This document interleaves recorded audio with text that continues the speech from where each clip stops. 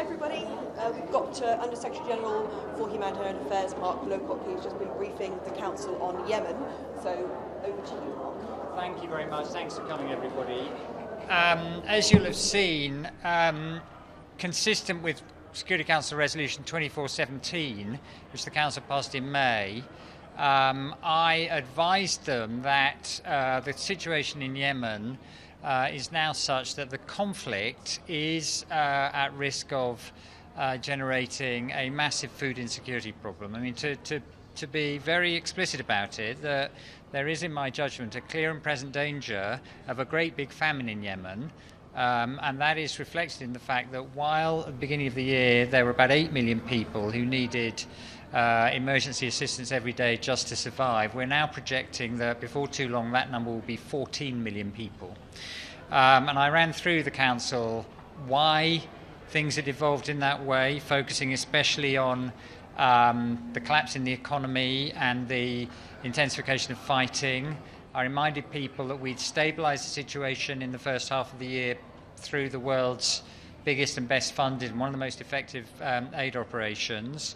But I also said that the central issue now is what are we going to do about this deteriorating situation. And I set out a 5-point plan, which you heard, which I've been discussing with Martin Griffiths, the political envoy, about what we want to see. Firstly, a cessation of hostilities around the aid infrastructure, with again a repeated offer from the United Nations to play an enhanced role in protecting the essential infrastructure for the aid operation, especially in and around Hudaida.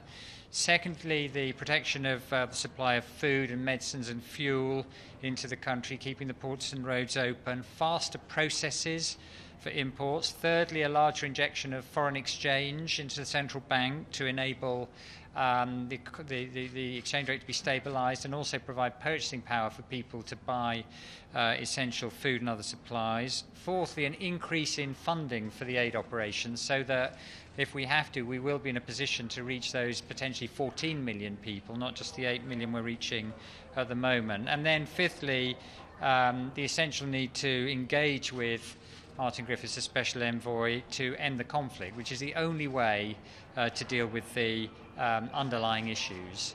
So I'm very happy to take a few questions. James. Yes. Oh, sorry, lady first. Hi, my name is Sama from an Arabic newspaper. My question to you is, how do you see the role of P5 countries, especially the US, Britain and France, when they are supporting the Saudi-led coalition? How do you see that increasing the humanitarian help and meanwhile continue to support the airstrikes, etc.? Which role you think they should play? Thank you. Well, I mean, firstly, as I said, the aid operation that the UN is coordinating and involving the Red Cross and the NGOs and others is a very well financed operation, and it's financed above all by countries in the region and countries like the US and Europe and the European Union and the UK. What I would say is that obviously all 15 members of the Council spoke in there, and I didn't hear, listening as carefully as I could, a single voice expressed against any of my 5 proposals. Now, the Council is going to need to decide how to take forward today's discussion, but I heard a lot of positive support for all the specific proposals I was making, including, I would note, in respect of cessation of hostilities of the sort I was describing to protect the aid operation. Under Secretary General, I know you have lots of facts and figures in front of you, but this isn't the first time you've raised the prospect of famine. Is there a danger that by repeatedly raising the alarm, you reduce the impact of your words? Well, I am obliged under previous resolutions the Council has passed, when we feel there is a risk of massive food insecurity, including famine, to brief the Council on that. As I said during my briefing, I'm aware that people note that we've had to raise this issue in the past, and my central point there was that when we raised it at the beginning of last year, action was taken and a famine was averted. When I raised it again in front of you November last year, when the blockade was put into place, following the missile attacks on Riyadh from inside Yemen, action was taken.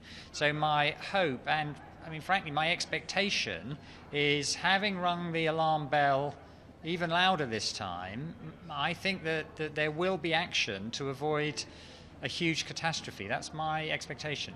And if not? If not, the world will see something it's not seen for many, many decades, and the price will be paid not just by countless numbers of women and children and civilians who lose their lives, but by the whole region for a long, long time to come. So, Mr. Lowcock, can you please explain again, how did you reach this number, 14 million, and how did you find the response in the Council, especially now that we have a new political environment around Saudi Arabia and Jamal Khashoggi investigation, etc. And if you please tell us if there is any progress also on the confidence building measures.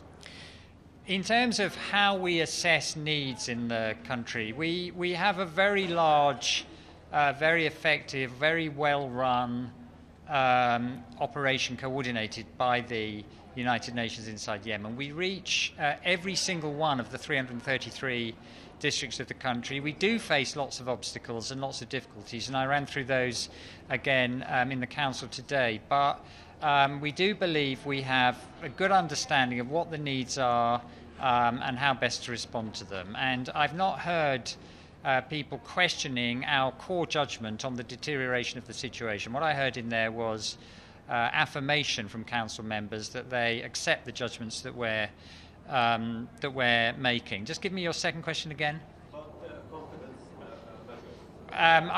Well, that was your third question, actually. On that question, The response in the Council. yeah. Well, as I said, what I was struck by this afternoon was a lot of people in the Council repeating back to me their desire for the things I was asking for across all the 5 areas that I was speaking about. In respect to the confidence-building measures, I mean, obviously that's part of the process that Martin is running. Of course, we would all like to see all the parties getting together again round the table, facilitated by him as soon as possible, and he is working as hard as anyone could humanly work to achieve that. Mr. Lowcock, this is Abdul Hamid Sayam from the Arabic daily Al-Quds Al-Arabi. Do you see that the internal situation in Saudi Arabia with the Jamal Khashoggi's affair could help ease the situation in Yemen, especially with easing the siege and the bombardment and targeting civilians? Thank you. I am in no doubt that the Kingdom of Saudi Arabia wants to avoid a terrible humanitarian tragedy in Yemen. I talk to them frequently about the steps that need to be taken to do that. At the beginning of this year, with the UAE, they provided $930 million to our appeal. That money was prompt, it was unconditional, it was unearmarked. The only thing they wanted was that we deliver the operation effectively. They've just taken a new decision to provide $70 million to pay teachers' salaries. They are looking at measures to improve the amount of foreign exchange available for traders trying to import wheat and sugar and flour and so on.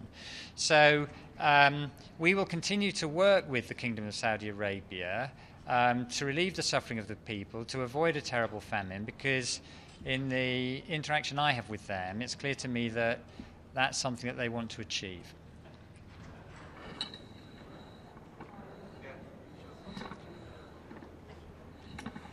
Yeah, thanks so much. James Ryan, Middle East Eye.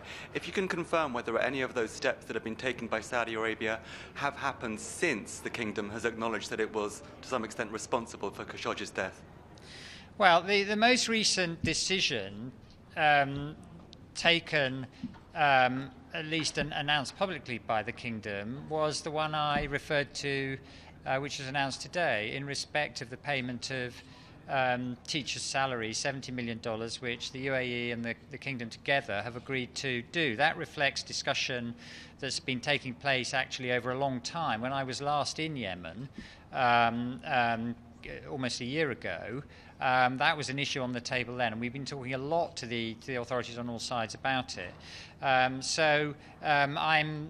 was an important step. To repeat the point I made inside the chamber, the measures taken so far to increase the availability of foreign exchange and to pay pensions and salaries and so on do not, in my assessment, add up to sufficient in terms of the scale or the speed to reverse the trajectory that we are concerned we're on towards a famine. So those are issues that we will be continuing to discuss with all relevant parties, including the Kingdom and the UAE and others outside the region as well. Thank you very much indeed, everybody. Thank you.